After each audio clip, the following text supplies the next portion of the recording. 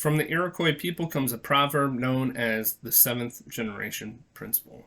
Quote, in every deliberation, we must consider the impact on the seventh generation, end quote. And from military theorists comes a concept, the generations of warfare. Together, from a principle about sustainability and a concept of war, emerges seventh generation warfare. This is Seventh Generation Warfare. I am your current host, John Nelson, and today we'll be discussing why become a seventh generation warfare fighter. Do you feel you have had to relearn lessons forgotten by your ancestors? Do you feel disconnected from your lineage? Are you incapable of imagining how you can impact descendants that you will never meet? Do you sense that society is just going round and round in circles and never seeming to learn from its previous mistakes? Do you think that your finite lifespan limits the amount of positive impact you can have in the world?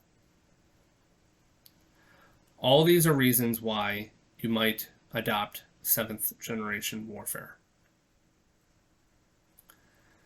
Many of you have likely heard the saying, strong men create good times create weak men create bad times, and bad times create strong men. Perhaps fewer of you or a different age audience will have heard the saying, quote, shirt sleeves to shirt sleeves in 3 generations, end quote. Meaning that a poor grandparent picks themselves up and amasses wealth, but by the time the grandchild comes to adulthood, they have forgotten the values and lessons, and they return to poverty, squandering the inheritance. There's another saying, and I think it's quoted to somebody in the United Arab Emirates. Quote, my grandfather rode a camel. My father rode a camel. I ride a Mercedes. My son rides a Land Rover. My grandson is going to ride a Land Rover. But my great-grandson is going to have to ride a camel. End quote. The point of these sayings is that wisdom and wealth are typically not retained across multiple generations. Seventh generation warfare seeks to correct this issue. You will remember from previous episodes, seventh generation warfare is a non-violent warfare, ensuring that our descendants control their own will. Controlling one's own will is enough of a why in and of itself. There are no other whys needed. But there are additional whys that may lead us to joining the fight. Some of these whys were raised above in the questions, as well as expressed by the common theme of the families that could not preserve their gains. Whatever your why is, I cannot tell you. Whatever our descendants' whys are, we also cannot tell them. It is your will, and it is their will. You and they get to decide why you do the things that you do. But it can be our choice to protect their will. As you become a seventh generation warfare fighter, I strongly suggest that you reflect on your own whys.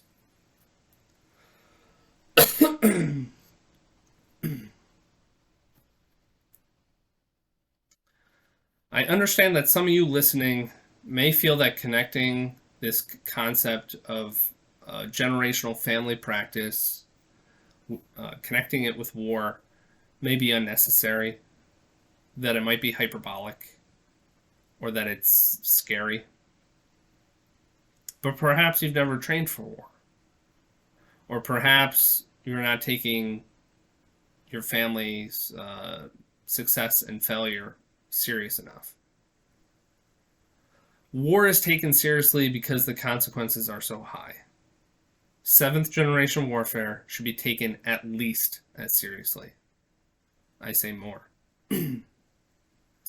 The small battles you fight today could very well prevent your children from needing to die on a battlefield in some far-off foreign land. I personally am going to do everything I can to prevent my children from being turned into minced meat. I hope that you will too.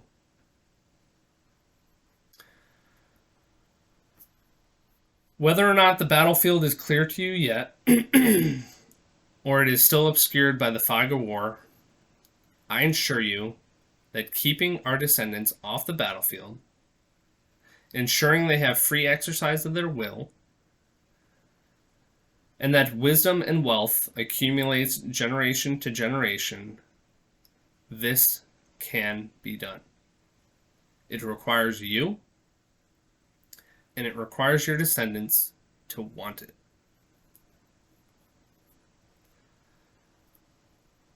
I was taught in the military that integrity is, quote, doing the right thing even when no one is looking, end quote. That is a good definition of integrity. But it has a moral component that I don't think always is necessary of integrity. So I'd like to insert an additional definition of integrity, not to negate the first. I think integrity is also consistency of character regardless of social, economic, or any other environmental condition, end quote. Basically, do you hold the same values and beliefs and behave in the same manner regardless of the environment? Or do you mold and transform your values, beliefs, and behavior to suit your current needs?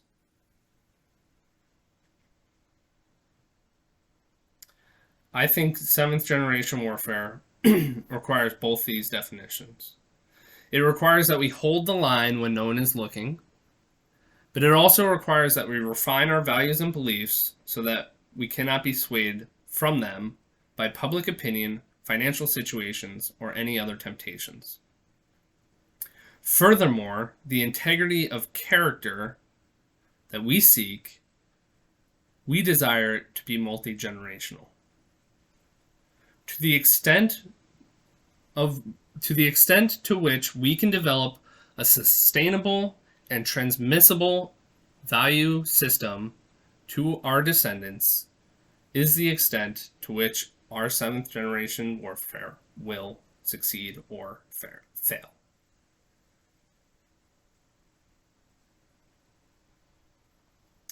If you appreciate your own life, you must be thankful to the entirety of your lineage for providing the conditions for your own existence. This is not to say that you respect your descendants in any other fashion, or that you are beholden to them in any other way, but you are thankful. However, in the event you do respect your descendants in other ways, perhaps they protected you, they protected your will,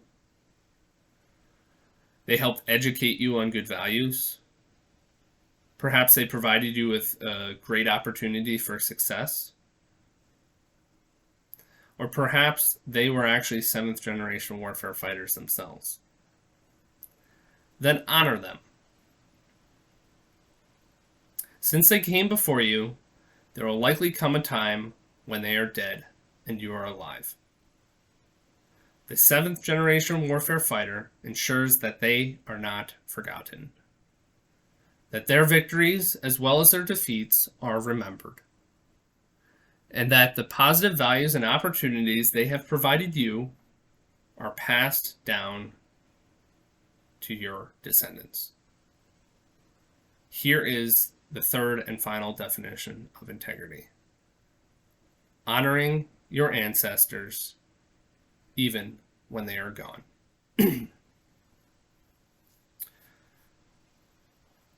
I would like to finish this episode with a poem.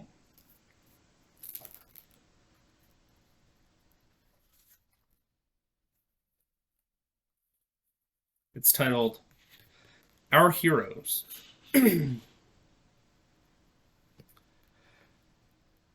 Here's a hand to the boy who has courage to do what he knows to be right. When he fails in the way of temptation, he has a hard battle to fight. Who strives against self and his comrades will find a most powerful foe.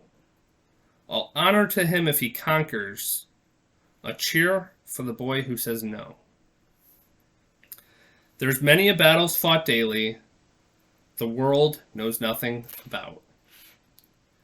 There's many brave little soldier whose strength puts legions to rout.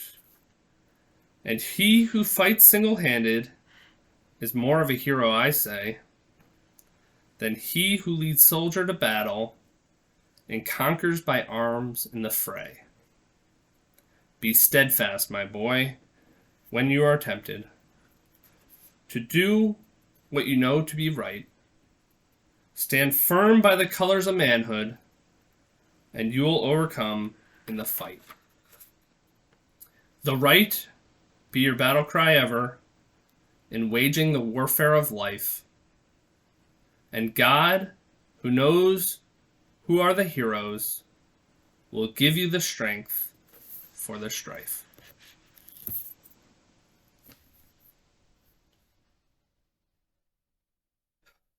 This is 7th Generation Warfare.